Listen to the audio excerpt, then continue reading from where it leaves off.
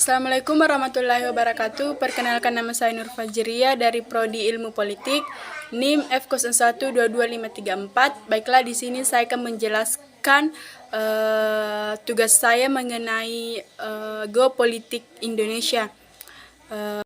Nah, kemudian kita masuk materi. Yang pertama itu ada pengertian geopolitik. Nah, kata geopolitik berasal dari kata geo dan politik. Geo berarti bumi, sedangkan politik berasal dari bahasa Yunani politeia, berarti kesatuan masyarakat yang berdiri sendiri atau negara, dan teia yang berarti urusan. Jadi secara umum, geopolitik adalah cara pandang dan sikap bangsa Indonesia mengenai diri lingkungan yang berwujud negara kepulauan dan berlandaskan Pancasila Undang-Undang Dasar 1945.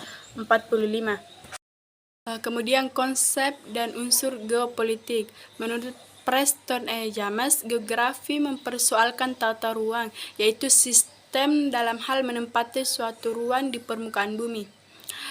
Dengan demikian, geografi bersangkut paut dengan interrelasi antara manusia dan lingkungan tempat hidupnya. Sedangkan politik selalu berhubungan dengan kekuasaan atau pemerintah. Kemudian pandangan para pemikir geopolitik Indonesia. Nah, ada 3 kategori yang menurut para pemikir geopolitik Indonesia. Yang pertama itu ada Karl Haushofer tahun 1869 sampai 1946. Teori panregional, yaitu 4 kawasan benua untuk menjadi jaya. Bangsa harus mampu menguasai benua-benua di dunia yang dibagi atas 4 kawasan dan benua. Yang kedua itu Friedrich Razal tahun 1844 sampai 1904. Teori ruang, yaitu bangsa yang berbudaya tinggi akan membutuhkan ruang hidup yang makin meluas karena kebutuhan sumber daya yang tinggi dan akhirnya mendesak wilayah bangsa yang primitif. Nah, yang ketiga itu ada Rudolf Jelen tahun 1864 sampai 1922. Teori kekuatan, yaitu bahwa negara adalah suatu politik yang menyeluruh serta sebagai suatu biologis yang memiliki intelektualitas. Dengan kekuasaan yang dimiliki, ia mampu mengeksploitasi negara primitif agar negaranya dapat bersuasembada. Nah, kemudian kedudukan dan fungsi wawasan Nusantara.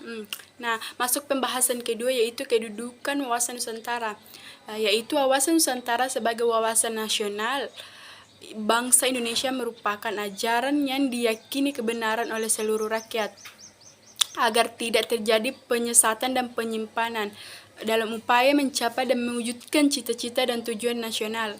Dengan demikian, wawasan Nusantara menjadi landasan visional dalam menyelenggarakan kehidupan nasional.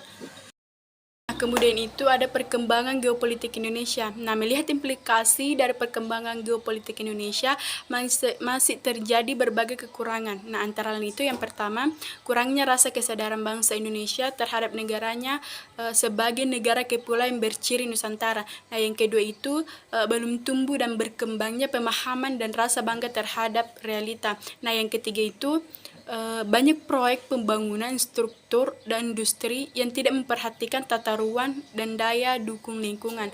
Nah, yang keempat itu banyaknya sejumlah kasus bencana alam yang disebabkan oleh faktor lingkungan dan human error. Nah, yang terakhir itu banyaknya pengangguran yang disebabkan pertumbuhan ekonomi yang tidak merata.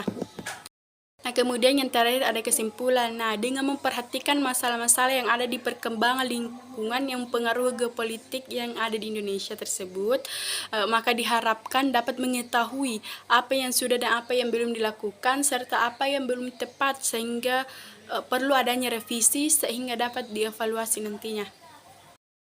Mungkin itulah yang dapat saya sampaikan mengenai tugas saya yang saya paparkan tadi.